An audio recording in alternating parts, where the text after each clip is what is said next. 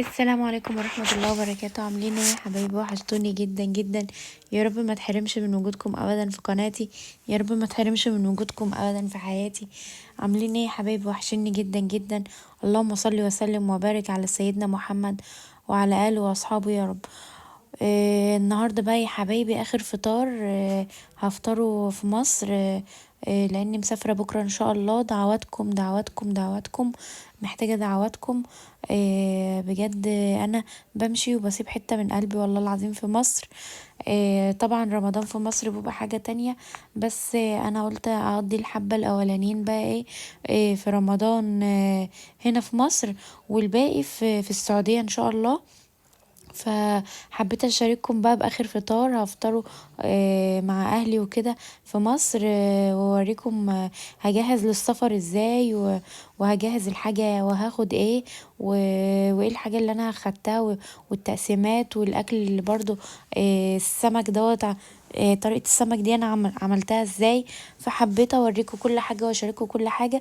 بس قبل اي حاجة بقى صلي على النبي صلي على النبي صلي على النبي، وحط لايك جميل كده زيك وكومنت جميل كده زيك، واشترك بالقناة بقى يلي ما اشتركتش في القناة. ممكن بعد اذنك تشترك في القناة وتسيبولي بقى كومنت. اللي مشترك جديد يسيب لي كومنت يعني يعرفني ان هو دخل القناة جديد ومنين وكده. بجد كلامكم بيفرق معايا جدا. وانا محتاجة دعمكم جدا، ومحتاجة ان القناة تبقى حاجة بيكم. محتاجة ان احس ان انا بعمل حاجة بجد في حياتي، او بفيد اي شخص باي حاجة. بجد الكلام ده بيفرق معايا جامد في حياتي، وبيديني طاقة ايجابية. وكل الناس اللي بتقولي كلام حلو على فوق فوق دماغي من فوق، بجد ما تحرمش منكم ابدا. وكل الناس برضو اللي بتقول كلام مش قد كده على دماغي برضو. طبعا كل واحد لازم يبقى له الناس اللي تعجبه واللي ما تعجبوش. عادي، كل واحد حر في حرية رأيه يعني. كل واحد له حرية الرأي. بس انا احب طبعا افضل ان اللي يشجعني بكلام كويس. اكيد بيفرق في حياتنا. الكلام الحلو بيحفزنا ان احنا نعمل نهد الدنيا بجد. فانا يعني ببقى بحس ان انا لما بسجل لكم فيديو بحس ان انا يعني بعمل حاجة مفيدة بجد، وبحب اشارككم بروتيني وحاجتي وسفري وكده.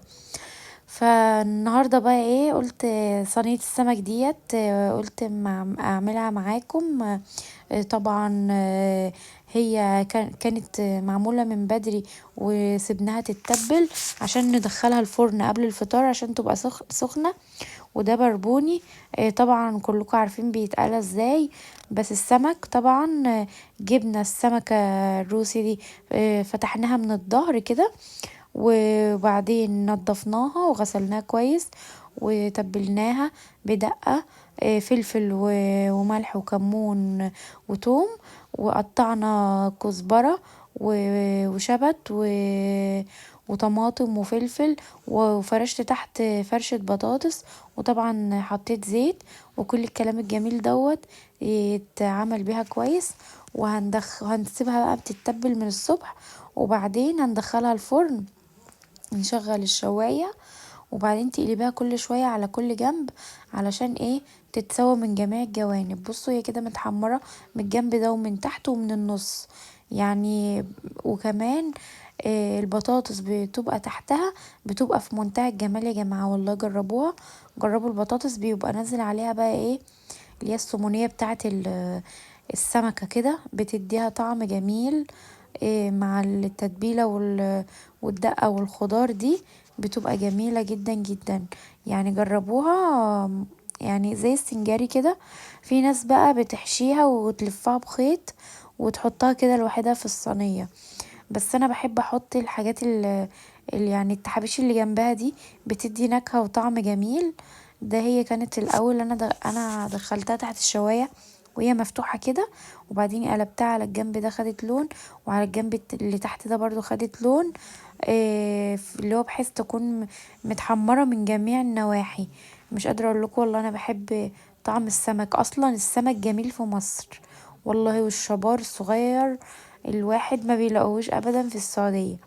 انا عايزه اقول لكم ان انا ما شفتش شبار صغير خالص في السعوديه. لما باجي هنا ببقى كل همي ان انا اكل شبار صغير. طبعا ده الفطار الاخير يعني. يا رب نرجع بالسلامه لاوطاننا يا رب. يا رب ما نتحرمش منها ابدا. مصر الجميله بجد. الغربه بقى على عيننا، بس هنعمل ايه؟ مقدر ومكتوب. يلا الحمد لله على كل شيء. ما ينفعش برضو افضل يعني سايبة جوزي كده، ويعني انا قطعت اجازتي، كان عندي ظروف وكده. بس لازم ارجع تاني وبشر حياتي ويعني اتعايش مع الوضع. طبعا كان في شوية حاجات بقى بنحضرها للسفر. طبعا انا عندي التلاجة زي ما انتوا عارفين هناك صغيرة، فبجيب الاكل يوم بيومه. فما خدتش خزين كتير يعني، اللي هو الطيور دي ما خدتش اللي هو على قد الاكل بتاعنا بس. طبعا انا ماما بتعمل لي ممبار. قلنا ان احنا هناخده معمول مطبوخ، وانا هحمره هناك يعني. هو حمام برضو وانا هحمره هناك. يعني انا قلت ان انا هطبخهم وهحمرهم هناك، لان انا ما عنديش مكان في الفريزر بتاع التلاجة اللي هي الصغيرة بتاعة الاوض دي. بتبقى صغيرة الفريزر بتاعها، فما بعرفش اجيب اكل كتير واحطه. فبجيب الاكل يوم بيومه. طبعا ماما عملت لي بقى الممبار، وقالت لي هسويه وكده وتحمريه بقى هناك. والحمام قلت بقى انا اللي هحشيه بايدي، وهوريكم طريقته. طريقته حلوة قوي قوي وهتعجبكم قوي قوي. طبعا الممبار ماما عملت له اللي هي الخلطة زي خلطة المحشي، اللي هي سبكنا الطماطم وفيها البصلة. خدعناها ونزلنا بالخضرة والرز والملح والكمون. احنا بنحطش اكتر من كده على الممبار يعني، محبش توابل كتير في الحاجات دي. بتبقى طعمها احلى يعني. طبعا ما نملاش الممبار قوي عشان ما يفرقعش، وهنحطه على نار هادية خالص زي ما هتشوفوا. ده بقى ايه الحمام. انا جبت الكبد والقوانص بتاعت الحمام. قطعتها صغير جدا في معلقة سمنة بلدي كبيرة. هتتشوح معاها. وهنزل زي ما قلت لكم قبل كده، عملت في البطة لو فاكرين الفيديو اللي فات، بمعلقة سكر عشان تتكرمل مع الكبد والقوانص. ما نزلتش انا بقى ايه بملح ولا باي حاجة، لا نزلت بالسكر بس. وبعدين هنحط الملح بس. تابعوا معايا للاخر. الله يخليكم الله يخليكم، محتاجة تحفيزكم، ومحتاجة ان انتم تقولوا لي يعني ان انا بعمل حاجة مفيدة، ولا لو الفيديو بتاعي بيفيدك ب1%، يعني بذرة بسيطة. سيبيلي كومنت كويس يعني. او يعني محتاجة تحفيزكم، اعتبروني اختكم وكده. محتاجة تحفيزكم يعني عشان القناة بتاعتي تبقى حاجة بيكم. كلامكم هيفرق معايا جامد، وهيفرق معايا في حياتي. ما تحرمش منكم ابدا. طبعا هنا بقى ايه، كنا بشرين بصلاية كبيرة، وحاطة فيها دعكة فيها ملح وفلفل ونطرة قرفة وفعصها بايدي، يعني اللي هو ايه منزله متبلاها بايدي. وبعدين حطيتها بقى على الكبد والقوانص تتشوح معاها مع اللهم صل على النبي. مع البتاع الكبد والقوانص والسمنة والسكر ديت. انا منزلاها معاها علشان تتكرمل كده وتتشوح معاه. وبعدين هكون جايبة كوباية رز واحدة. انا هعمل حمامتين. كوباية رز واحدة غسلاها ومنضفاها، وهنزل على الكلام دوت بالرز. وبعدين هديها تشويحتين برضو، وهحط ورق لوري وواحدة حبهان. وكده الخلطة بتاعتنا ريحتها ما شاء الله زي العسل يا جماعة. ما شاء الله الريحة زي العسل وزي السكر زيكم كده. طبعا هنزل بنص كوباية مية علشان انا بحبها تبقى مستوية شوية، مش تبقى نية. في ناس بتحب تعمل الرز ني خالص، وفي ناس بتحبه مستوي خالص، وفي ناس بتحبه نص سوا. انا بقى بحبه اللي هو تبقى مش مستوية ومش نية، يعني تبقى نص سوا الرز كده، يعني يبقى مفلفل مش مستوي. انا بحط بس نص كوباية مية على الكلام ده تتشرب بقى. وبعدين احط كمان واحدة مرقة، هتفرق في الطعم بتاعها. بحب احط قوي واحدة مرقة مع الخلطة بتاعة الحمام، بتفرق قوي في الطعم معايا. وبعدين هنقلب الكلام ده كله، وهنسيبه بقى ايه على نار هادية خالص عشان يشرب المية ويبقى مفلفل. طبعا هنجيب هنا بقى حطينا الممبار. طبعا حلة فيها مية وبصلة وجزر وطماطمايه ورق لورا وحبهان. واول ما تغلي هتسقطي الممبار بتاعك، وشفتي الشمعة بقى، هدي بقى زي الشمعة وتغطي بالغطا وتسيبيه مكشوف شوية علشان الممبار ما يفرقعش يا جماعة. لازم نسيب منفس للحلة عشان الممبار ما يفرقعش. المية ما تغليش يا جماعة. طبعا هنا بقى قلنا نعمل الحمام.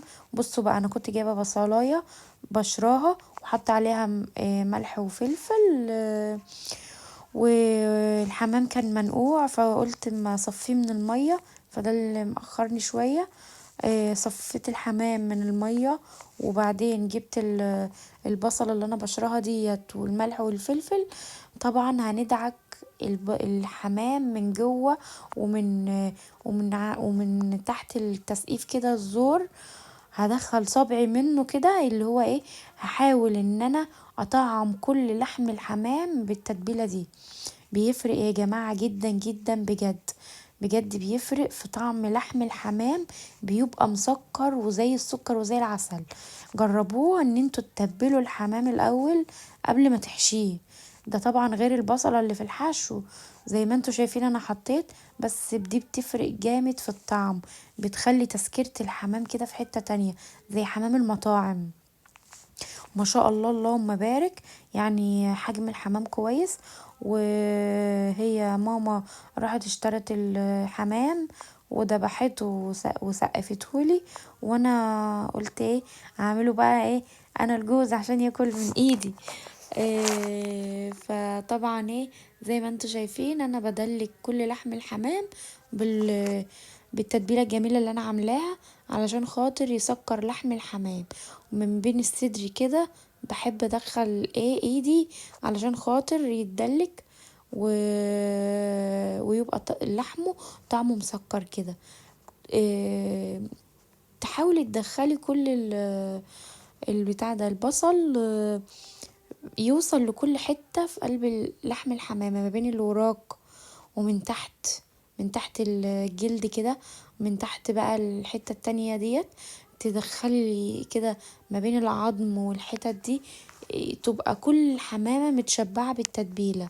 هتفرق في الطعم جامد، مش هتحسي بطعم زفارة خالص في الحمام. في ناس بيقعدوا يشتكوا ان صدر الحمام مثلا بيبقى زفر او حاجة.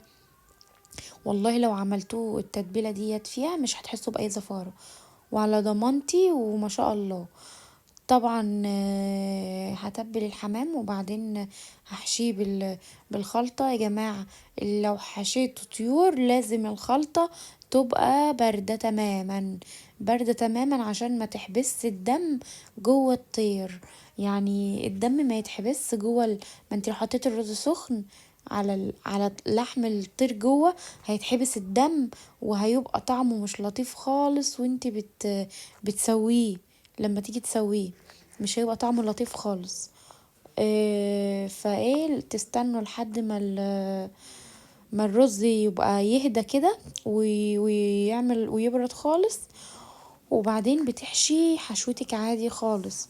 والله الحمام سهل جدا جدا. انا عايزه اقول لكم ان انا ما كنتش بعرف اعمل اي حاجه والله العظيم. انا فجأة كده يعني واحده في واحده اتعلمت. اول مره عملت الحمام ده ما كانش حد معلمهولي خالص. يعني انا الصراحة جبته، يعني شفت حد عمله شيف وكده فعملته زيه، ولا ماما علمتني ولا اي حاجة. اللي هو ايه يعني الواحد الحمد لله يعني لما بيشوف حاجة لأول مرة بتثبت في دماغنا يعني. والستات كلها شاطرة وزي العسل، بتعمل من الفسيخ شربات. فأي ست ما شاء الله ما شاء الله يعني ممكن تعمل أي حاجة في ثانية. ربنا يعين كل الستات في رمضان يا رب والله يكون في عون والله الستات الموظفة. يعني الموظفين دول يا حبايبي الله يكون في عونهم، اللي بيروحوا الشغل وبعدين بيجوا بعد هدة الشغل يطبخوا كمان وهم صايمين. والله كله في ميزان حسناتكم، ربنا يا رب يجعله في ميزان حسناتكم ويتقبل منكم دوت. يعني بجد بيبقى حسنات ان انت تعملي لأهل بيتك طبخة حلوة، او تشوفي شؤونهم او تشوفي امورهم. دي بتبقى يا جماعة والله حاجة عند ربنا كبيرة جدا، ان انت كمان بتبقي صايمة. ولو كمان انت موظفة ولا حاجة وبتروحي تشوفي شؤون بيتك وكده، بجد بجد الله اكبر على الستات اللي بيبقوا موظفين يا حبايبي وبيجوا يشوفوا شؤون بيتهم وبيراعوا بيتهم. ربنا يجعله في ميزان حسناتكم. كل الاحترام والشكر ليكم. يعني الواحد والله انا علشان عندي اولاد وما بعمل شغلانة، لما كمان ببقى في الغربة لوحدي واجي اعمل شغلانة وكده ببقى حاسة ان خلاص نفسي اتقطع. يعني مثلا من غسيل لتنظيف لترويق لاكل، لاشوف طلبات عيالي، لاشوف طلبات جوزي، لاشوف كده. وانزل كمان ساعات ببقى اجيب حاجات وعيالي معايا. وعشان برضك في الغربة احنا بنبقى لوحدنا، كل اللي مغتربين زيي مبقاش اهاليهم معاهم. يعني مثلا لو انت هنا هتسيبي عيل لمامتك لحماتك لبتاع. في الغربة طبعا احنا شايلين نفسنا وربنا والله اللي عالم بينا. بس الحمد لله على كل شيء. احنا فاضلين قصدي شاكرين فضله ونعمته الكبيرة علينا. يعني ربنا له فضل كبير علينا، نحمد الله. اللهم ديمها نعمة واحفظها من الزولان، اللهم امين يا رب. بحق شهرك المفترج يا رب ديمها علينا يا رب النعمة، نعمك الكتير اللي انت منعم علينا بها يا رب. طبعا يا جماعة بصوا انا بحاول ادخل الحشو في الزور وبسلك لتحت علشان ما يتكتلش كله في مكان واحد ويفرقع. زي ما انتوا شايفين كده بحاول بواحدة واحدة ادخل الرز بالكبد بتاعته والقناصة والحشو في قلب الزور. انا حشيت من تحت بس ما مليتش قوي علشان الحمامة ما تفرقعش يا جماعة، لان الحمام ما بيستحملش واحنا كمان هنهدي عليه فهيتساب مع راحته خالص. الله اكبر ما شاء الله ما شاء الله والله ما شاء الله بجد. الحمامة فردت وبقت زي العسل. وطبعا لازم تنزلي بايدك كده، تحاولي تنزلي بايدك الحشوة لتحت لتحت علشان يبقى صدرها كله مليان حشو ما شاء الله، يبقى شكل بتاع المطاعم. وهقولك على تركاية كمان يبقى لونه ذهبي كده في التحمير. طبعا انا ما هو كان ما شاء الله بجد جميل. انا بس ما صورتوش لما طلع عشان انا غلفت الاكل وحطيته في التلاجة اتقفل. ما لحقتش اصور بقى يا جماعه. هصوره لكم ان شاء الله لما اجي احمره في السعوديه باذن الله باذن الله لو لنا عمر يعني. وهوريه لكم شكله هيبقى عامل ازاي. طبعا هبقى ادهنه بلبن وكده وبعدين احمره ده يبقى زي بتاع المطاعم بالظبط. بصوا كده يا جماعه انا عكست رجله في بعض وحطيتها كده من تحت سلكتها. انا والدتي بتخيطه من تحت، بتخيطه من عند الرقبة. حماتي بقى ما بتخيطوش وبتعمله كده. فانا عملت الطريقة دي زي حماتي ربنا يديها الصحة يا رب. علمتني حاجات كتير. وانا بجد خدت منها ومن طبخها حاجات كتير. انا ايوه ماما اكلها ما شاء الله بجد. وحماتي يعني انت عارفة البحر يحب الزيادة. يعني لو ترك انا ما كنتش عارفاها حماتي علمتها لي. ربنا يديها الصحة يا رب وتفضل ويطول لنا في عمرها. ما شاء الله ما شاء الله عليها. استاذة في الاكل وبتعمل حاجات كتير جميلة انا اتعلمتها منها الصراحة. يعني انا عن نفسي والدتي ما كانتش اللي هو بتشيلني هم لا اكل ولا طبيخ ولا كده، بس كنت بقف وبشوفها بتعمل ايه وكده. بس حماتي لما ما باكل حاجة من ايدها إيه بتقولي بسألها وكده، ما بستعيبش وبسألها انت بتعمليها ازاي، تقولي بعمل كذا وكذا وكذا وكذا. وانا بحب ان انا اسأل في كل حاجة، يعني اي حاجة ممكن تعجبني بحب اسأل فيها ما بستعيبش خالص. فانا اتعلمت منها حاجات كتير جدا من يوم ما اتجوزت، وهي ما شاء الله عليها استاذة في كل حاجة، ما شاء الله عليها بجد. فهي بتعمل الحمام بنفس طريقتي كده. ف وانا اتعلمت الطريقة دي منها. زي ما بقول لكم كده، انا ماما بتخيطه، حماتي ما بتخيطوش، بتحطه مفتوح ومفيش ولا رزية بتنزل ولا بيفك ولا اي حاجة، زي ما انتوا شايفين. والله والله ما في رزية فكت ولا نزلت. وطبعا بنتني الجناح لورا علشان يبقى الصدر كله مكشوف كده، ما شاء الله لما يجي يتحمر يبقى زي بتاع المطاعم. ان شاء الله لما احمره هوريهولكوا. بس علشان طبعا انا هاخده، فمش مش هتشوفوه دلوقتي، هاخده مستوي على التحمير بس. عشان ما بقاش يعني ايه مشغولة ان انا اسوي واعمل وكده، لا يبقى الحاجة جاهزة. وما اروح ان شاء الله هطبخه يعني احمره واوريهولكوا هيبقى منظره عامل ازاي. اللهم بارك اللهم بارك، هو طالع وهو مستوي في منتهى الجمال والله، ما شاء الله، ولا فرقع ولا عمل اي حاجة ولا فك الرز ولا اي حاجة. طبعا انا بحاول اسلك بايدي، اوسع لنفسي مكان في الصدر، عشان ادخل الحشو والرز يبقى ايه متوزع في كل المكان، في كل الصدر كله. فبحاول بايدي ان انا اوسع المكان وانزل لتحت الرز. كل ما هتنزلي الرز لتحت كل ما هيديكي نتيجة افضل يعني. وبعدين ايه ما تمليش الصدر قوي يا جماعة، ما تملوش الصدر قوي علشان الحمام بيفرقع. يعني بعينك كده بنظرك زي ما انا عامله كده، ما تملهاش قوي وتحاولي تبططيها، ما تبقاش متكتله في يمه واحده. وهتجيبي الرجل تحطيها عكس بعض فيها، وبعدين هتقومي جايبه الجناح تانية لورا علشان يبقى ايه يبقى الصدر مكشوف كله لما تيجي تحمريه. شوفوا بس الجناحة كده، انا هقوم حاطه رجلها بقى، حشيت طبعا من تحت، وهقوم حاطه رجلها فيها عكس بعض، وبعدين هقوم تانية الجناح لورا وبعدين لما اجي بقى اسقطها في المية هحطها على ظهرها. ما تحطيش الحمام على صدره، حطي على ظهره علشان ما يفرقعش يعني. والظهر لان الظهر فيه العظم هيستحمل، لكن الصدر فيه اللحم والرز فمش هيستحمل. حطي على الظهر علشان يستحمل السوى ويبقى كويس معاكي. طبعا يا جماعة انا الاسعار عندكم ايه، انا والدتي جايبة دول من السوق ب150 جنيه، وحجمهم كويس، مش صغيرين ومش كبار قوي يعني، بس حجمهم متوسط ما شاء الله ما شاء الله. الواحدة كويسة يعني تملى العين. الاسعار عليت قوي قوي. بس واصلا يعني احنا ما كناش لاقيين حمام في السوق، لان الناس كلها مشطبة على الحمام في العزومات ما شاء الله. ما فيش ولا حمامة في السوق يعني، يا دوبك ماما لقت دول كده بمعجزة، لقيتهم مع واحدة فلاحة فجابتهم. اللي هو انا جوزي اصلا اما بنعوز ناكل حمام يعني انا مش عارفة اماكن في ابها، فبنروح ناكله في المطعم، وبتاع المطعم ما عجبنيش طبعا.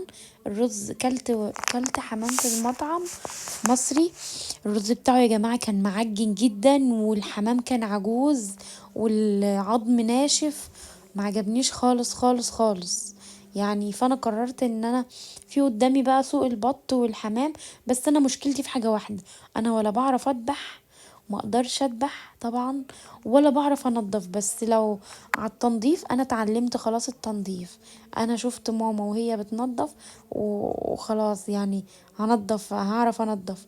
بس حد يذبح لي، لازم اشوف حد يذبح لي الحمام، لان انا عمري ما اقدر اذبح حمام الصراحه.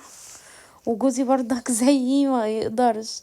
طبعا دي المية بتاعته جهزناها، مية وفيها بصلة وطماطماية وجزر وورق لوري وحبهان وملح وفلفل، وسيبناها لحد ما غليت. وبعدين هنسقط بقى الحمام فيها. وطبعا جينا بقى عشان نجهز الشنطة، الحاجات اللي هاخدها مبدئيا كده. طبعا لسه الصبح بقى الحاجات المجمدة